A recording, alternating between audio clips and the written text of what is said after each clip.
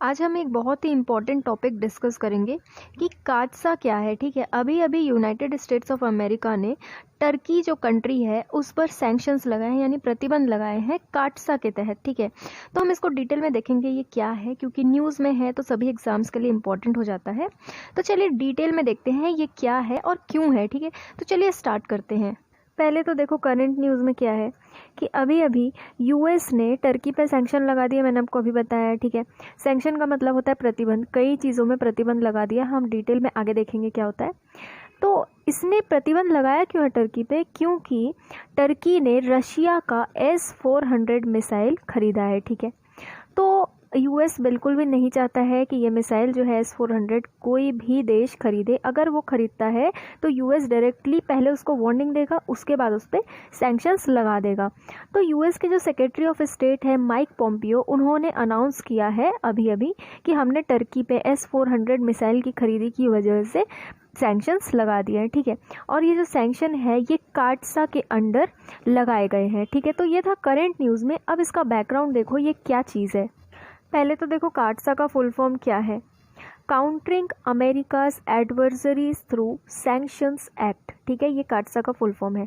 ये एक्ट जो है ये साइन हुआ था अगस्त 2017 में। ठीक है, तब प्रेसिडेंट कौन थे? डोनाल्ड ट्रंप थे, जो कि अभी जो बाइडन से हार गए। ठीक है, तो अभी जनवरी में जो बाइडन अगले प्रेसिडेंट की शपथ ले लेंगे। ठीक है, तो जब प्रेसिडेंट डोनाल्ड ट्रंप थे उन्होंने 2017 के अगस्त महीने में ये काटसा साइन किया था। ठीक है, और 17 में साइन करने के बाद जनवरी 2018 में ये जो लॉ है ये इफेक्ट में आ गया। ठीक है, इसमें क्या है कि अगर कोई भी देश नॉर्थ कोरिया, रशिया और ईरान के साथ किसी भी तरीके का डिफेंस या एनर्जी ट्रेड करता है, यानी कि यही मिसाइल विसाइल खरीदता है, अगर रशिया से किसी भी तरीके का डिफेंस वाला जो चीज़ होता है वो खरीदता है, उसका बिजनेस करता है रशिया के साथ, नॉर्थ कोरिया के साथ या ईरान के साथ, तो उस पर यूएस डायरेक्टली प्रतिबंध लगा देगा कई चीज़ों का। ठीक है, सैंक्शन लगा देगा, ऐसा इस काटसा में लिखा है। अब ये बैन किन चीज़ों में होगा? देखो, अगर सैंक्शन लगते हैं तो यूएस के जो एक्सपोर्ट लाइसेंस होते हैं, स्पेसिफिक चीज़ों के लिए यूएस एक्सपोर्ट लाइसेंस देता है, तो उन चीज़ों में बैन लग जाएगा। ठीक है, अगर कोई भी देश इन तीनों देशों के साथ डिफेंस डील या एनर्जी ट्रेड करता है तो। उसके बाद अगर आप रशिया के साथ अगर बड़ी एनर्जी ट्रेड डील करते हो, मतलब कि एनर्जी ट्रेड डील क्या होती है? ऑयल वगैरह, कच्चा तेल वगैरह हो गया। ठीक है, नेचुरल गैस हो गया, रशिया में ये सब बहुत ज़्यादा है ना। तो अगर इन चीज़ों का भी अगर आप ट्रेड करते हो तो आप पर यूएस प्रतिबंध लगा देगा। ठीक है, और अगर आप पे यूएस सैंक्शन लगा देता है, इसका मतलब है कि आपको कई तरह के एक्सपोर्ट लाइसेंसेस नहीं मिलेंगे यूएस से। उसके बाद कई सारी टेक्नोलॉजीज़ आप नहीं ले पाओगे यूएस से। उसके बाद जो यूएस का फाइनेंशियल इंस्टीट्यूशन है जो लोन या उधार देता है दूसरे देशों को, वो भी आपके देश को नहीं मिलेगा। अगर कोई भी देश के ऊपर ये यूएस ये काटसा के तहत सैंक्शन लगाता है तो उसको यूएस बिल्कुल भी फाइनेंशियल इंस्टीट्यूशन से क्रेडिट या लोन नहीं देगा, उस पर बैन लगा देगा। ठीक है, यूएस कितना बड़ा देश है, कितना पावरफुल है, सबको पता है। यूएस की ज़रूरत सबको पड़ती ही है। ठीक है, तो अगर ऐसा कुछ होता है तो यूएस डायरेक्टली सैंक्शन लगा देगा। उसके बाद इस सैंक्शन के तहत यूएस के एक्सपोर्ट इंपोर्ट बैंक से असिस्टेंस भी नहीं मिलेगा एक्सपोर्ट के लिए। ठीक है, अगर हम रशिया की बात करें तो देखो रशिया को क्यों चुना? नॉर्थ कोरिया का तो हमको पता है कि यूएस ने नॉर्थ कोरिया के साथ डील करने पे क्यों सैंक्शन लगाया हुआ, क्योंकि नॉर्थ कोरिया से यूएस की बिल्कुल भी नहीं बनती है। ठीक है, कई बार नॉर्थ कोरिया ने यूएस को धमकी दी है कि हम मिसाइल गिरा देंगे आपके यहाँ, हम बम फेंक देंगे आपके यहाँ। ठीक है, उल्टी सीधी धमकियाँ, फिर हम टेस्ट करेंगे, हाइड्रोजन बॉम्ब का टेस्ट करेंगे, ये वो बहुत सारी बहुत तरह की धमकियाँ किम जोंग ने दिया है यूएस को। इसलिए यूएस ने नॉर्थ कोरिया पे प्रतिबंध लगाया है, ईरान पे भी लगाया है। लेकिन रशिया पे क्यों? रशिया पे इसलिए क्योंकि यूएस ये कहता है कि भाई रशिया जो है वो यूक्रेन के अंदर बहुत ज़्यादा मिलिट्री इंटरवेंशन करता है, मतलब कि मिलिट्री के साथ बहुत ज़्यादा दखल अंदाजी करता है रशिया। ठीक है, यूक्रेन में। उसके बाद सबसे बड़ी बात तो ये है कि 2016 में जो यूएस प्रेसिडेंशियल इलेक्शंस हुए थे, तो यूएस का ये मानना है कि रशिया ने उस इलेक्शन में बहुत ज़्यादा मेडलिंग की थी, मतलब कि हेर फेर करने की कोशिश करी थी उस इलेक्शन में। ठीक है, उसके बाद सीरियन वॉर की वजह से भी यूएस रशिया से गुस्सा है। तो यूएस का ये कहना है कि भाई अगर आप रशिया के साथ कोई बड़ी ऑयल एंड गैस इंडस्ट्री के साथ डील करते हो, ठीक है, मतलब एनर्जी सेक्टर में डील करते हो या डिफेंस या सिक्योरिटी सेक्टर में डील करते हो, तो हम आप पे सैंक्शंस लगा देंगे, जिसकी वजह से आपको यूएस से किसी भी तरीके का असिस्टेंस, सहायता नहीं मिलेगा। देखो, काटसा एक्ट का जो सेक्शन 231 है उसमें ये लिखा हुआ है कि रशिया के 39 ऐसी कंपनीज़ है, ऐसी एंटिटीज़ है जिनके साथ अगर कोई भी देश डील करता है तो उसको उस पर सैंक्शन लगाया जा सकता है। तो 39 ऐसी जो रशियन एंटिटीज़ है, अगर उसके साथ कोई भी देश डील करेगा तो उस पर यूएस सैंक्शन लगा देगा, ठीक है। जिनमें से एक S-400 मिसाइल जो एंटिटी बनाती है, जो कंपनी S-400 मिसाइल बनाती है, वो भी इन 39 रशियन एंटिटीज़ में से एक है। इसी वजह से टर्की पे सैंक्शन लग गया है, ठीक है। अब इन 39 कंपनीज या एंटिटीज़ में से कुछ एक के मैं आपको नाम बता देती हूँ।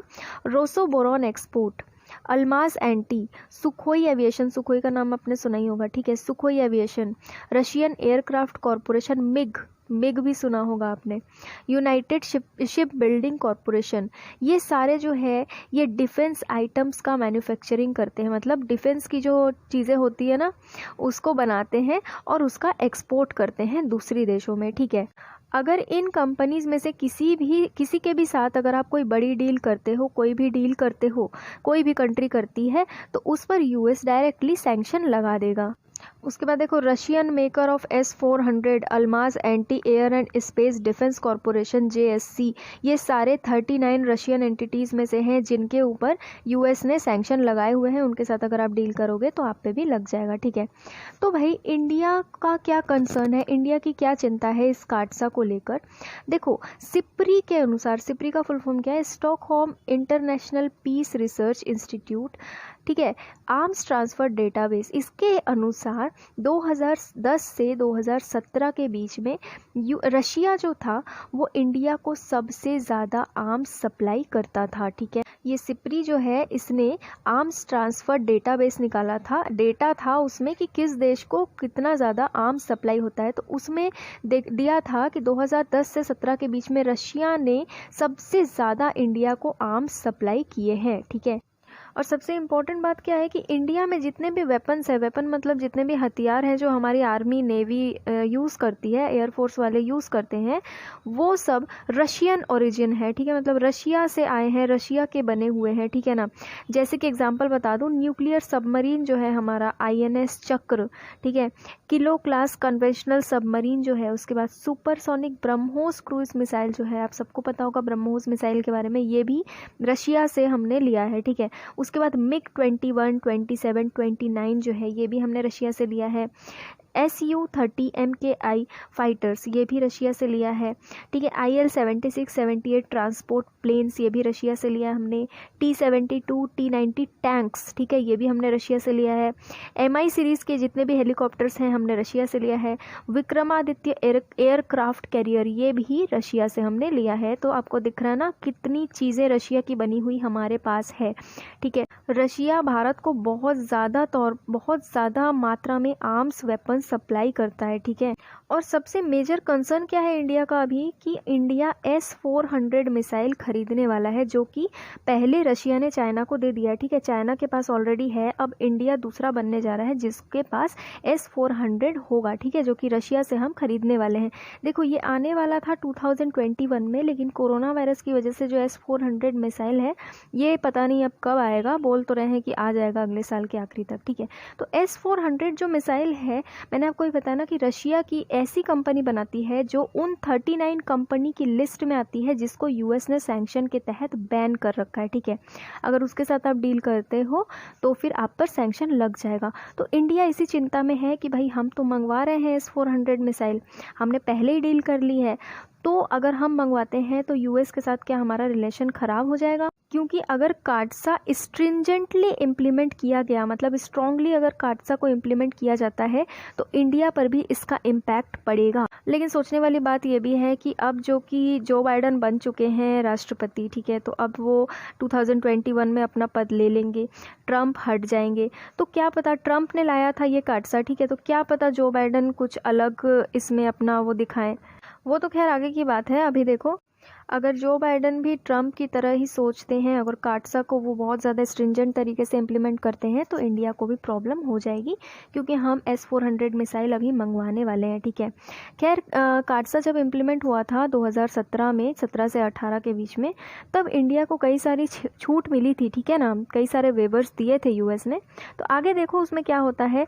हम जो है रशिया से बहुत ज़्यादा डिफेंस की चीज़ें प्रोक्योर करते हैं, लेते हैं, जैसे कि हम कई सारे कंपोनेंट्स भी लेते हैं, ठीक है ना, रॉ मटेरियल्स खरीदते हैं, उसके बाद स्पेयर पार्ट्स भी हम लेते हैं। डिफेंस की चीज़ों में जो वेपन्स में स्पेयर पार्ट्स जो मिलते हैं वो भी हम रशिया से लाते हैं, ठीक है। तो हमारा एनर्जी सेक्टर का तो छोड़ो, डिफेंस सेक्टर में हम जो बहुत ज़्यादा रशिया पे डिपेंड है, ठीक है, वहाँ से हम बहुत ज़्यादा चीज़ें खरीदते हैं। तो जैसे टर्की पर सैंक्शन लग गया है, अगर भारत पर भी लग जाए तो इसका क्या असर देखने को मिलेगा। अभी तो खैर इसके बारे में सोचने की ज़रूरत नहीं है, ठीक है, क्योंकि भारत और यूएस का जो रिलेशन है वो बहुत ही अच्छा है और आगे भी वो अच्छा ही बना रहेगा। तो हमने आज डिटेल में डिस्कस कर लिया है कि काटसा क्या है और ये क्यों लगाया गया है टर्की के ऊपर। फिर भी अगर आपको कोई डाउट या कन्फ्यूजन हो तो आप मुझे कमेंट में पूछ सकते हैं, ठीक है। Thank you.